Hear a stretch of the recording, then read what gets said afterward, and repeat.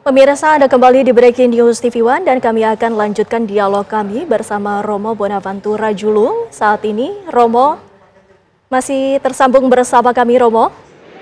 Iya, salam. Ya, Romo, tadi Anda juga menjelaskan bahwa sempat bertemu dengan Paus Fransiskus. Pada saat itu bisa dijelaskan apa saja tugas-tugas Romo dan siapa saja sebenarnya yang bisa memiliki kesempatan untuk bertemu dengan Paus Fransiskus, Romo? Untuk bertemu dengan Paus Fransiskus, yang pastinya dia adalah pemimpin negara, tetapi juga dia adalah pemimpin agama. Yang pertama, dia punya kunjungan-kunjungan diplomatik dengan para pemimpin negara dari berbagai dunia. Lalu kemudian yang berkaitan dengan kunjungan-kunjungan keagamaan atau relasi antara agama. Terus ada kunjungan-kunjungan lain bagi mereka yang bertugas di Vatikan dan juga mereka yang bertugas di Keuskupan Roma. Roma itu adalah sebuah keuskupan dan uskupnya adalah Paus Fransiskus. Jadi ketika saya sebagai seorang imam berkunjung ke Vatikan untuk bertemu Paus Fransiskus, itu dalam tupoksi saya sebagai imam yang berkarya di keuskupannya.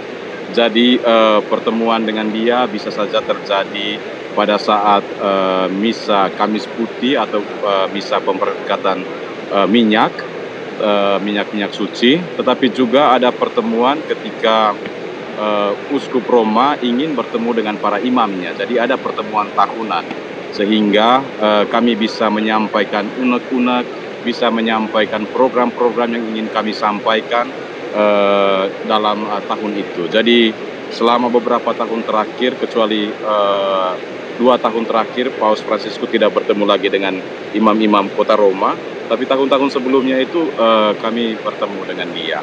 Jadi untuk saya, pertama kali saya bertemu Paus Fransiskus itu ketika masih frater, ketika sebagai calon imam. Jadi sebelum menjadi imam, kami ada formasi di biara, dan waktu itu saya bertugas sebagai pelayan altar. Jadi melayani Paus di altar ketika dia memimpin misa. Kemudian kesempatan kedua itu ketika saya menjadi diakon, waktu itu ada misa kanonisasi untuk pemilihan santo baru dalam gereja. Saya bertugas sebagai diakon dan waktu itu mendapat kesempatan untuk membaca Injil. Kemudian yang terakhir ya, sebagai seorang imam, kami berkesempatan mengunjung dia, menyalami dia, dan berbicara secara pribadi dengan Paus Fransiskus. Romo, apakah kepemimpinan dari Paus Fransiskus ada yang berbeda dengan paus-paus sebelumnya, Romo? Yang saya mengalami kedekatan hanya dengan Paus Benediktus. Jadi saya berada di kota Roma sejak ada Paus Benediktus. Jadi kalau dibandingkan dengan paus-paus yang lainnya, yang pasti terletak pada kesederhanaan dan juga spontanitas. Sepertinya Paus Fransiskus itu adalah pribadi yang sangat sederhana, tetapi juga sangat spontanitas dan seringkali menghindari protokol-protokol. Jadi sepertinya itu yang sangat berbeda dari paus-paus yang lainnya. Gaya yang mungkin bisa dikatakan lebih kurang formal begitu ya dengan paus-paus sebelumnya. Apakah ini juga menjadi sosok yang benar-benar sesuatu yang melekat kepada Paus Fransiskus, Romo? Iya, sepertinya ini menjadi hal yang sangat melekat dengan dia. Dan juga bisa dilihat dari latar belakangnya. Paus Fransiskus adalah anak dari migran Italia yang kemudian bermigrasi ke Argentina. Dengan kondisi dan situasi kehidupan di Keuskupan Buenos Aires, itulah kemudian yang membentuk kesederhanaan Paus Fransiskus, kedekatannya dengan orang-orang yang dimarginalkan, orang-orang yang dipinggirkan. Ketika dia kemudian terpilih menjadi paus, dia tetap memilih hidup sederhana, bahkan dia tidak memilih untuk tinggal di Pope Palace. Dia tetap tinggal di rumah penginapan, tempat para kardinal diterima, tempat para kardinal menginap di kota Roma. Jadi benar-benar ini melekat bukan hanya dari cara memimpin gereja, tapi juga benar-benar karakter sebagai pribadi seorang Bergoglio. Tadi Romo juga menjelaskan bahwa sebelum Paus Fransiskus ke Indonesia sempat menyatakan Paus Fransiskus ini ingin sekali ke Indonesia. Apakah setelah Paus Fransiskus berkunjung ke Indonesia sempat bertemu lagi Romo dengan Paus Fransiskus? Sadly, setelah Paus Fransiskus kembali dari Indonesia, kami tidak punya lagi kesempatan untuk bertemu dengan beliau. Dan juga sepertinya setelah kepulangannya dari Indonesia, kesehatan Paus Fransiskus juga sudah semakin memburuk. Jadi itu juga yang membuat kami tidak punya kesempatan untuk sempat bertemu dengan dia. Seandainya punya kesempatan untuk bertemu dengan Paus Fransiskus, pasti saat itu saya pasti menyampaikan ucapan terima kasih atas keberaniannya, meskipun umurnya yang sudah sangat tua, tetapi dia berani untuk mengambil resiko dan melakukan perjalanan yang sangat jauh. Jadi perjalanan kunjungan Paus Fransiskus ke Indonesia sepertinya merupakan perjalanannya yang paling jauh selama masa kepemimpinannya. Bahkan Paus Fransiskus juga kita sama-sama ketahui bahwa tidak hanya peduli kepada masyarakat Indonesia, tapi yang paling penting adalah turut menyuarakan bagi warga Palestina. Ini sangat keras. Paus Fransiskus juga sangat tegas berada di posisi di mana. Bagaimana Romo pernyataannya? Iya, benar. Jadi dengan ensiklik Fratelli Tutti, kita semua adalah saudara. Dalam setiap doa-doanya, dalam setiap homili-homilinya, dalam setiap khotbah-khotbah Paus Fransiskus, dia selalu berdoa kepada daerah-daerah yang masih dalam keadaan perang.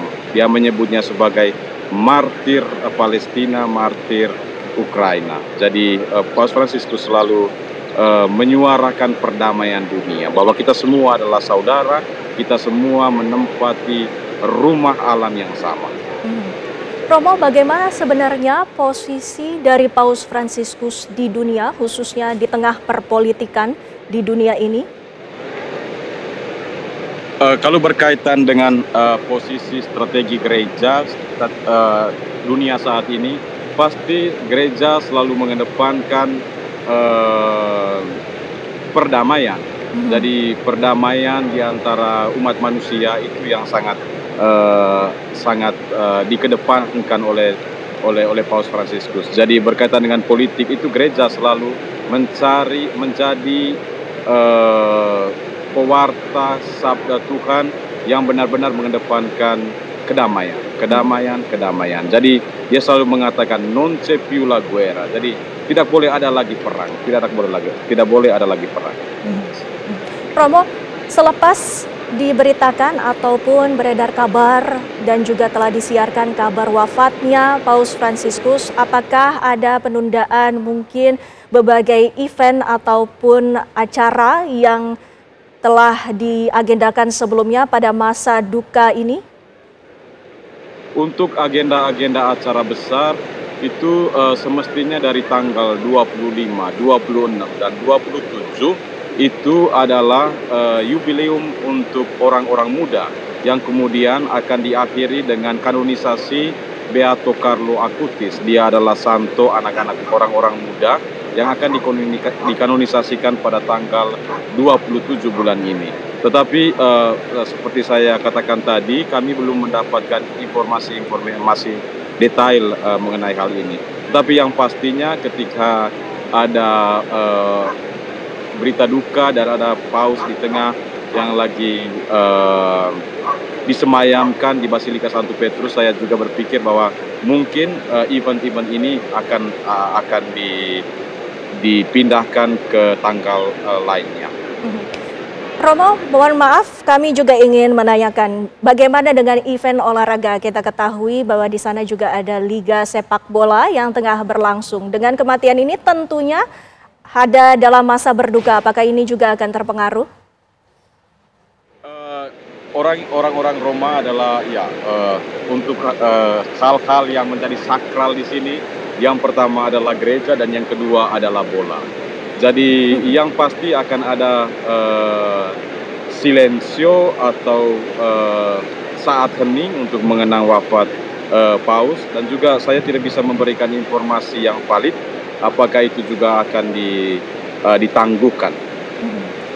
Dan Romo, kami ingin mengetahui jika ada umat yang ingin bertemu untuk terakhir kalinya ke Paus Fransiskus, adakah prosesi ataupun prosedur yang harus dihadapi?